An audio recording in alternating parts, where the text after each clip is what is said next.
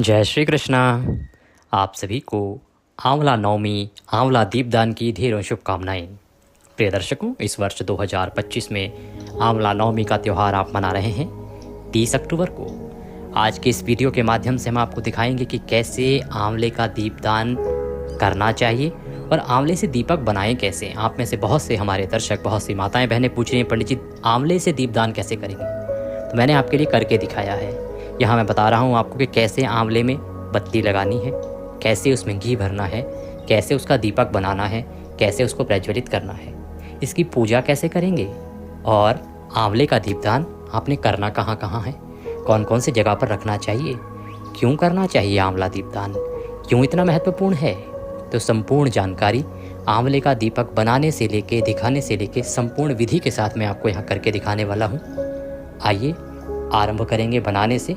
आपसे निवेदन इतना है कि वीडियो यदि थोड़ा सा भी अच्छा लगे तो कृपया एक बार लाइक अवश्य कर दीजिएगा, क्योंकि बड़ी मेहनत के बाद ये एक वीडियो बन के तैयार होता है।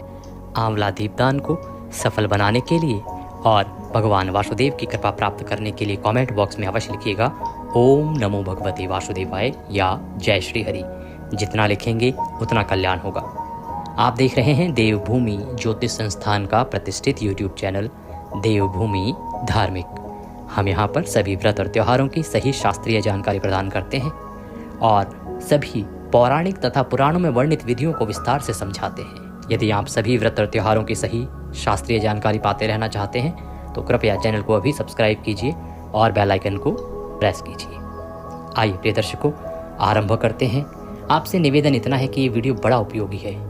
हजारों लाखों दर्शकों के ये प्रश्न है कि आंवले से दीपदान बनाएं कैसे, दीपक बनाएं कैसे। ऐसे वीडियो बड़े कम मिलेंगे, तो कृपया इस वीडियो को अधिक से अधिक लोगों के साथ शेयर कीजिए। मैं अनुरोध करूंगा, व्हाट्सएप कीजिए, फेसबुक कीजिए, जैसे भी शेयर करना चाहते हैं अधिक से अधिक लोगों के साथ शेयर कीजिए, जिससे कि लोग जान पाएँ कि कैसे आंवले से दीपक बनेगा और कैसे करना है दीपदान। आइए आरंभ करते हैं। आंवले के दीपदान का बहुत अधिक महत्व है, इतना अधिक महत्वपूर्ण है। देखिए, कार्तिक मास में दीपदान अपने आप में बहुत बड़ी बात है। वहीं जब आंवले के दीपदान की बात आती है तो वो तो और अधिक बड़ी बात हो जाती है। क्यों? क्योंकि एक सामान्य दीपदान जब आप करते हैं ना, तो सामान्य दीपदान से आपको एक दिए का ही पुण्य प्राप्त होता है। परंतु यदि आप एक आंवले का दीपदान करते हैं तो एक आंवले का दीपदान आपको 1000 दीपदान का फल देता है। इसीलिए आंवले का दीपदान आपको अवश्य रूप से करना चाहिए। कार्तिक मास में कब करना चाहिए? देखिए, कार्तिक मास में आंवला नवमी से ही आंवले का दीपदान आरंभ हो जाता है। अगर आप आंवला नवमी से और पूर्णिमा तक कर पाते हैं तो उत्तम है। अगर आप पूर्णिमा तक नहीं कर पाते हैं तो जो मुख्य मुख्य तिथियां हैं ना, जैसे आंवला नवमी पे कीजिए, एकादशी आ रही है देवउठनी एकादशी, उस पर कीजिए, उसके बाद आप पूर्णिमा पर कीजिए, या उसके बाद जो पंचभिषक लगता है ना, अंतिम दिन होते हैं एकादशी से और पूर्णिमा तक का, जो पंचक होते हैं और पंचभिषक उसको कहा जाता है। उन 5 दिनों में दीपदान का बहुत अधिक महत्व होता है। उन 5 दिनों में तो आपको ये दीपदान करना ही चाहिए। बहुत अधिक फलदायी है, बहुत अधिक पुण्यदायी है, इसीलिए आपको इस समय में ये करना चाहिए। अब आपको बताते हैं कि आपको आंवले का दीपदान किस प्रकार से करना है। साथ ही आप चाहें तो इसको स्वयं तो करें ही करें, साथ में आपके परिवार में जो लोग हैं ना, उन सबसे करवाइए। आप खुद करिए, अपने पति से करवाइए, अपने बच्चों से करवाइए। बहुत ही आसान है आंवले का दीपदान करना। कैसे करना है देखिए, ये मैंने कुछ निकाल लिए हैं, कुछ दीपक बना दिए हैं, ठीक है, कुछ मैंने बना दिए हैं, कुछ मैं आपके सामने बना के दिखाऊंगा। देखिए, आंवला हमें लेना है। ये आंवले की ये जो डंडी जहाँ लगी होती है ना, वहाँ से कुछ नहीं करना है, यहाँ से बनाना है, क्योंकि इसको हम ऐसे रखेंगे तो टिका रहेगा और अगर हम ऐसे रखेंगे तो ये लुढ़क जाएगा। ठीक है, इसीलिए हमें इधर से बनाना है। आंवला थोड़ा सा बड़ा लेंगे तो वो आराम से रुका रहेगा और उसमें बन भी जाएगा। बहुत छोटा सा लेंगे ना तो उसमें क्या है कि बत्ती लगाने का स्पेस ही नहीं बचेगा, जगह नहीं बचेगी। तो ये मैंने 2 बना लिए हैं, कुछ मैं आपके सामने लेता हूँ। आंवला दीपदान करने के लिए अगर हम दीपक बनाएंगे इसका, तो आप चाकू कभी ना लें। चाकू लेने का नुकसान क्या होगा कि चाकू से कभी इधर कट लग जाएगा, कभी इधर कट लग जाएगा, उससे बाती का जो घी होगा ना वो बह जाएगा। बेहतर है कोई ऐसी चीज़ लें जिससे कि वो पूरा एक सर्कल बन जाए, गोलाकार कटे हो। उसके लिए मैंने एक चीज़ देखी है, वो ये कैंची लीजिए। इस कैंची को कैसे करना है देखिए, ये कैंची को लेना है आपको और ये बीच में गाड़ दीजिए पहले इसको। ये अब इसको घुमाइए, ऐसे घुमाते जाइए और इसको खोलते जाइए। जैसे जैसे आप इसको घुमाते जाएंगे खोलते जाएंगे, घुमाते जाएंगे, खोलते जाएंगे, ये ठीक है। जो आंवला दीपदान के लिए आप बनाएंगे ना दीपक इसका, तो इसमें से बीज नहीं निकालते, बीज इसी के अंदर रहने देते हैं। इसके साथ का जो ये है इसको निकालते जाइए, इसको खाली कर दीजिए। पर हाँ, भूल के भी इसमें से आंवले की गुठली ना निकालिए। आंवले का जो फल है वो एक प्रकार से अमृत फल है। ब्रह्मांड पुराण में इसका वर्णन भी आता है। ये अमृत तुल्य है। इसका सेवन जो है आपके लिए बहुत अधिक महत्वपूर्ण है। इसका सेवन जो है आपके स्वास्थ्य के लिए बहुत अधिक है। साथ ही अगर दीपदान की बात करें तो आंवले का जो दीपदान है ना, वो आपके लिए अति पुण्यदायी तो है ही, साथ ही आपकी सेहत के लिए भी ये बहुत अधिक है। ऐसा माना जाता है कि आंवले के वृक्ष में भगवान श्री हरि विष्णु का वास है। भगवान श्री हरि का विष्णु का वास है, इसीलिए भगवान को ये बहुत अधिक प्रिय है। ये देखिए यहाँ पे ये बाती के लिए स्पेस बन गया, ये बाती के लिए पूरा स्पेस बन गया यहाँ पे, और यहाँ पे घी भी आ जाएगा। उसी प्रकार से अब हम दूसरे का भी बना लेंगे। ये ठीक वैसे ही है जैसे कि आप किचन में काम करती होंगी, तो कुछ चीज़ों को आप खोखला करके, जैसे आप भरती हैं कोई भी चीज़, अगर भरवा बनानी है आपको तो उसको अंदर से खोखला कर देते हैं ना, गोदा उसका बाहर निकाल देते हैं। उसी प्रकार से आपको इसका गोदा जो है वो बाहर निकाल देना है, और ये इस पे स्पेस आपको बना लेना है। ये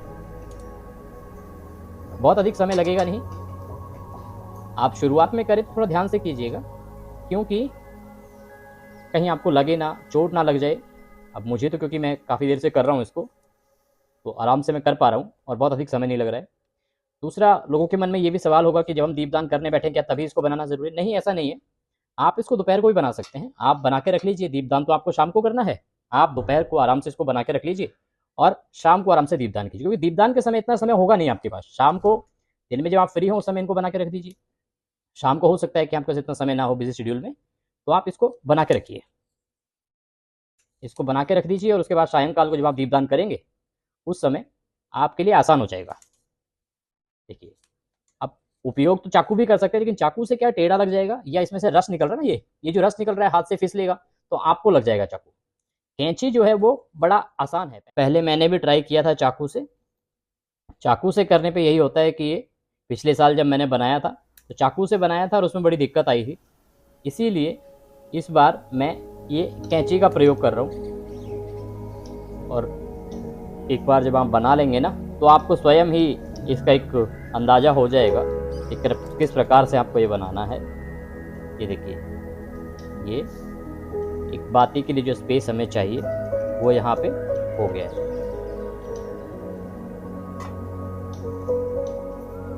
ये यहाँ पे बन गया है।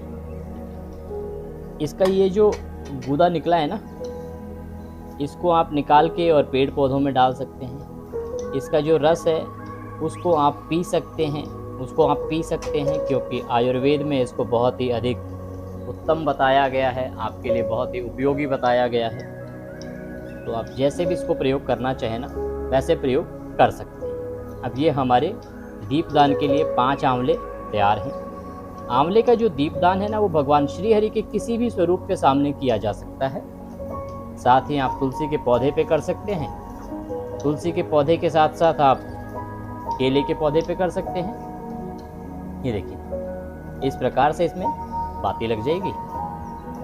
बाती जो है ना, इसमें गोल बाती लगानी है। गोल बाती लगाते हैं इसमें, और गोल बाती को आप इस प्रकार से, क्योंकि गोल बाती क्या है ना, घी भी साथ में आ गया और आराम से इसमें फिक्स भी हो गई है। ये देखिए, आंवले का बहुत अधिक महत्व है।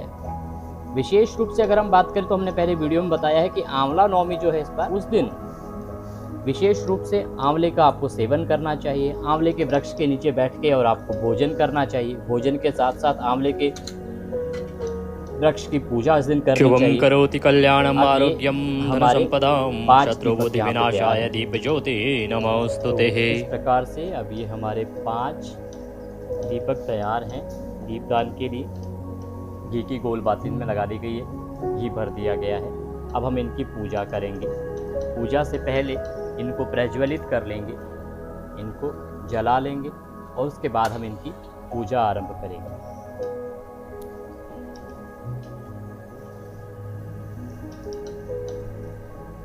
पूजा बहुत ही सामान्य विधि से हम आपको बताएंगे, जो कि सामान्य से सामान्य व्यक्ति भी बड़े आराम से कर पाए, उस प्रकार से हम आपको पूजा विधि बताएंगे। इसमें आपको किसी प्रकार की कोई परेशानी होगी नहीं पूजा करने में। ये हमारे पांचों दीपक अभी दीपदान के लिए तैयार हैं। पूजा करने के लिए सबसे पहला जो तरीका होता है वो ये कि अपने आप को शुद्ध किया जाता है। यही विधि है, पहले भी हमने वीडियोस के माध्यम से आपको बताते आए हैं कि किस प्रकार से आपको पहले अपने आप को पूजा के लिए तैयार करना होता है। तो अपने हाथ में जल लीजिए, धो लीजिए। उसके बाद आप जलाचमनी करेंगे।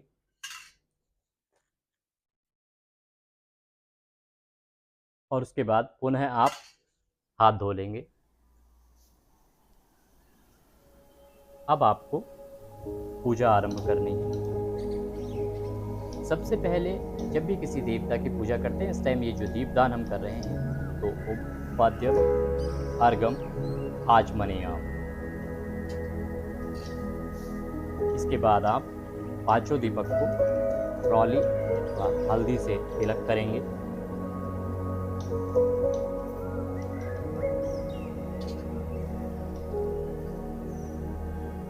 पंचोपचार विधि होती है ये। तिलक किया, अक्षत अर्पित किए,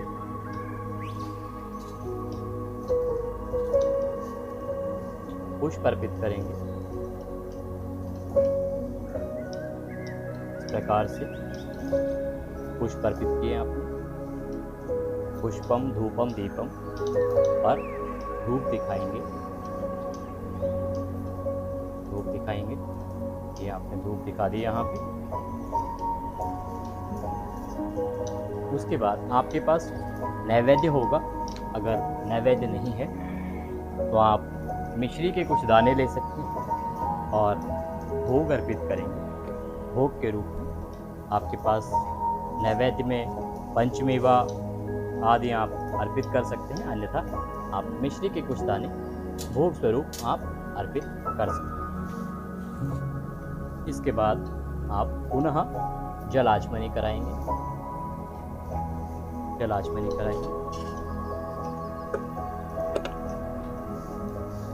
ये यहाँ पे आपकी पूजा हो गई है अभी। और इस पूजा के बाद अब हम दीपदान के लिए तैयार हैं। हाथ जोड़ के नमस्कार करेंगे। ये करते समय आपको कोई मंत्र ना आता हो तो केवल भगवान का नाम बोलें। ओम नमो नारायणाय, ओम नमो नारायणाय, ओम नमो नारायणाय, या ओम नमः भगवते वासुदेवाय, ओम नमः भगवते वासुदेवाय, ओम नमः भगवते वासुदेवाय। इस प्रकार से भगवान श्री हरि का कोई भी मंत्र आप बोल सकते हैं। अब हम दीपदान के लिए इसको उठा के लेके जाएंगे। एक हम माँ तुलसी के वहाँ रख देंगे। आपके यहाँ अगर केले का पौधा है तो वहाँ पे रखिए। भगवान के किसी भी स्वरूप के सामने इसको रख सकते हैं। अपने मंदिर में आप इसको रख सकते हैं। आकाश दीपदान के लिए एक छत पे या खुला जहाँ भी आपके अगर बालकनी है तो वहाँ आप इसको रख सकते हैं। चलिए अब हम इनको लेके चलते हैं और एक एक को रख के आते हैं और आपको दिखाते हैं किस प्रकार से आप इनको रख सकते हैं।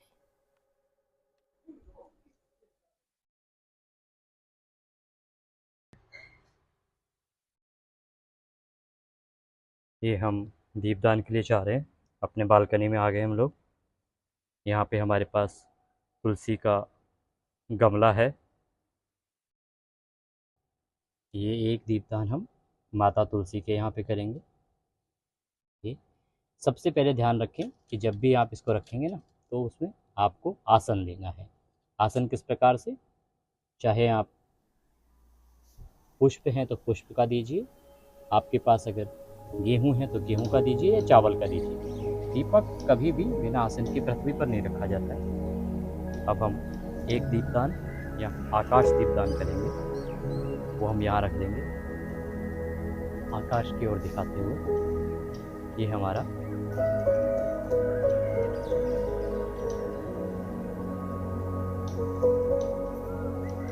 इस प्रकार से यहाँ आपको ये दीपदान करना है, नमस्कार करना है। और अब हम बाकी का दीपदान जो है अपने मंदिर में करेंगे और हमारे केले का जो पौधा है उस पे करेंगे। तो एक दीपदान हम यहाँ करेंगे।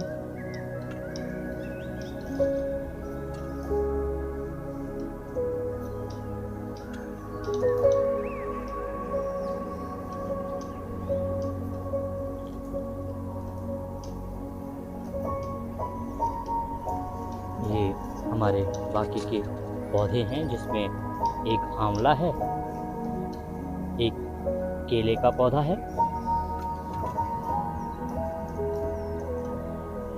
एक हमने आंवले पे रख दिया, एक केले पे रख दिया। इस प्रकार से आसन रखते हुए, और ये जो अंतिम हमारे पास है इसको हम रख देंगे।